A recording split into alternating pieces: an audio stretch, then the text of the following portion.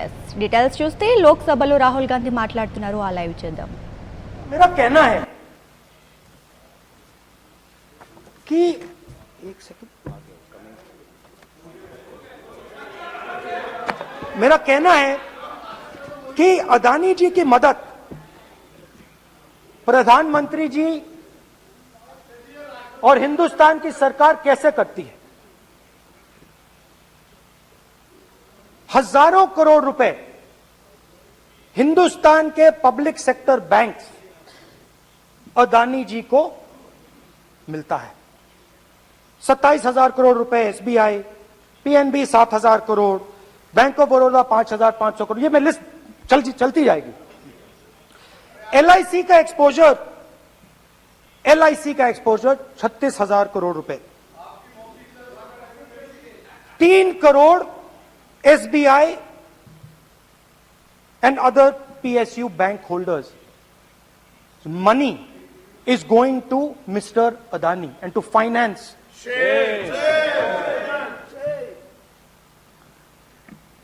Now, of course, there is another question. तो मदद कैसे हो रही है? हिंदुस्तान के पब्लिक सेक्टर बैंक्स का पैसा, एलआईसी का पैसा नरेंद्र मोदी जी, अदानी जी को दिया जा रहा है. अगर कोई सामने खड़ा हो जाता है, जैसे जीवी के लोग खड़े हुए, ईडी सीबीआई एजेंसीज आ जाती है, उनको परे कर देती हैं. तेलंगाना में भी एक पोर्ट का उदाहरण था, आंध्रा सॉरी. मगर मेन सवाल और सबसे इंटरेस्टिंग सवाल दूसरा है. कुछ दिन पहले ये हिंडनबर्ग रिपोर्ट आई, उसमें लिखा था कि अदानी जी की हिंदुस्तान के बाहर शेल कंपनीज हैं. ये जो शेल कंपनीज हैं, सबसे पहला सवाल है, ये हैं किसकी? ये किसकी है मॉरिशस में जो शेल कंपनीज हैं? और ये जो हजारों करोड़ रुपया ये शेल कंपनीज हिंदुस्तान में भेज रही हैं, ये किसका पैसा है? और क्या ये काम अदानी जी फ्री में कर रहे हैं? अब मैं ये सवाल क्यों पूछ रहा हूं? क्योंकि अदानी जी स्ट्रेटेजिक बिजनेसेस में काम करते हैं. अदानी जी हिंदुस्तान के पोर्ट्स को डोमिनेट करते हैं. अदानी जी हिंदुस्तान के एयरपोर्ट्स को डोमिनेट करते हैं. और जैसे मैंने कहा, अदानी जी हिंदुस्तान की डिफेंस इंडस्ट्री में बहुत जरूरी रोल प्ले करते हैं. तो मेरा पहला एक छोटा सा सवाल है कि जो शेल कंपनीज हैं, इनके बारे में हिंदुस्तान की सरकार ने कोई सवाल नहीं उठाया? ये कौन लोग हैं, ये किनकी कंपनीज हैं? ये स्ट्रेटेजिक मामला है, पोर्ट्स का मामला है, एयरपोर्ट्स का मामला है, डिफेंस का मामला है. और जो कंपनी इन स्ट्रेटेजिक एरियाज में काम कर रही है, उनके बारे में आपको मालूम ही नहीं. ये नेशनल सिक्योरिटी का मुद्दा है, आपको मालूम ही नहीं कि ये शेल कंपनीज किसकी हैं, कितना पैसा आ रहा है, किसका पैसा आ रहा है. तो एक बहुत बड़ा सवाल है, ये पैसा किसका है, ये शेल कंपनीज किसकी हैं, और ये हिंदुस्तान की सरकार की जिम्मेदारी है ये पता लगाना ये किसकी शेल कंपनीज हैं और ये किसका पैसा अंदर आ रहा है. JPC, we want JPC.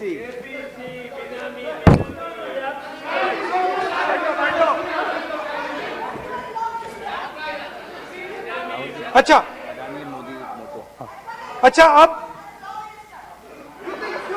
अब चलिए छोटा सा बजट के बारे में बता देता हूं. 2022 में अदानी जी अनाउंस करते हैं कि वो $50 बिलियन इन्वेस्ट करेंगे to build the world's largest green hydrogen ecosystem.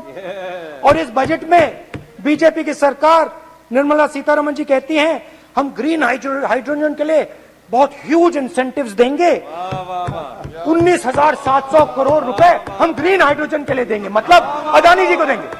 जुगलबंदी बजट में अदानी जी के लिए 50 नए airport, coastal shipping, horticulture, grain storage, ये सब काम आप कर रहे हैं।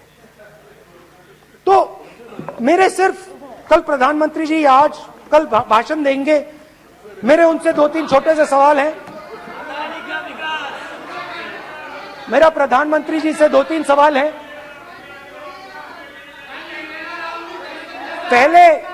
पहले अदानी जी के हवाई जहाज में मोदी जी जाते थे, अब मोदी जी के हवाई जहाज में अदानी जी जाते हैं।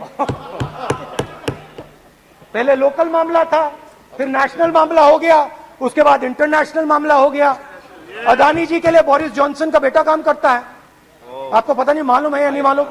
भाई सॉरी, नहीं बेटा भी, भाई काम करता है।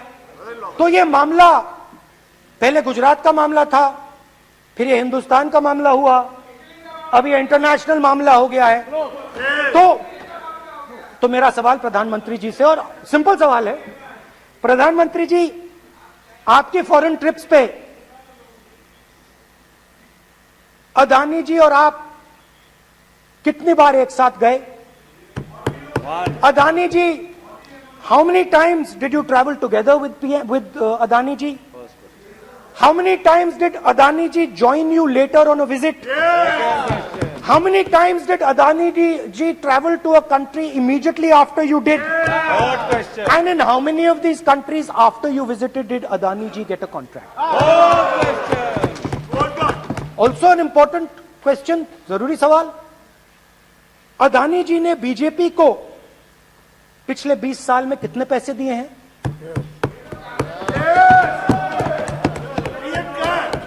इलेक्टोरल बॉन्ड्स में कितना पैसा दिया है?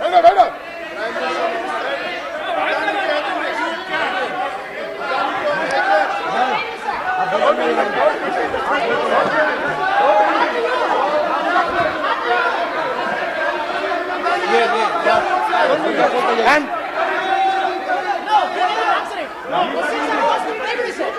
questions are posed to Prime Minister, please. Sir, खत्म करने दीजिए सर। Concluding. Sir, concluding. और बहुत सुंदर तरीके से वो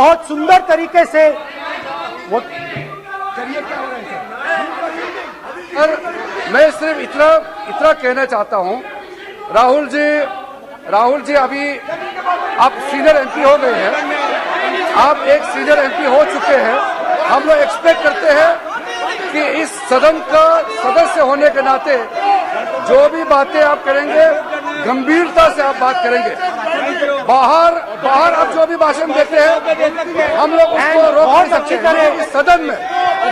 इस सदन के अंदर में जो भी बात कही जाती है पूरा गंभीरता के साथ, प्रमाण के साथ कहे जाना चाहिए, ये परंपरा है। और राहुल जी ने कहा कि प्रधानमंत्री विदेश घूमने जाते हैं, तो मैंने आज वो जो युवाओं ने मुझसे सवाल पूछा था कि अदानी जी की इतनी बिजनेस एक्यूमेंट कहां से आई, इतने अलग अलग सेक्टर्स में अदानी जी ने कैसे सक्सेस प्राप्त की, अदानी जी के बारे में पूरी दुनिया को स्टडी करनी चाहिए, हार्वर्ड यूनिवर्सिटी को स्टडी करनी चाहिए कि पॉलिटिक्स के बीच में और बिजनेस के बीच में कैसा रिश्ता होता है। India is a case study and prime minister Narendra Modi should be given a gold medal in this. Now बहुत अच्छी तरह बीजेपी के जो पिछले स्पीकर थे उन्होंने मेरे भाषण को इंकैप्सुलेट किया मेरे लिए बहुत अच्छी तरह। आपने जो मैं सोच रहा था आपने उससे और भी अच्छी तरीके से बोल दिया। Coming together is a beginning, keeping together is progress, working together is success. Adani ji and Narendra Modi ji, thank you.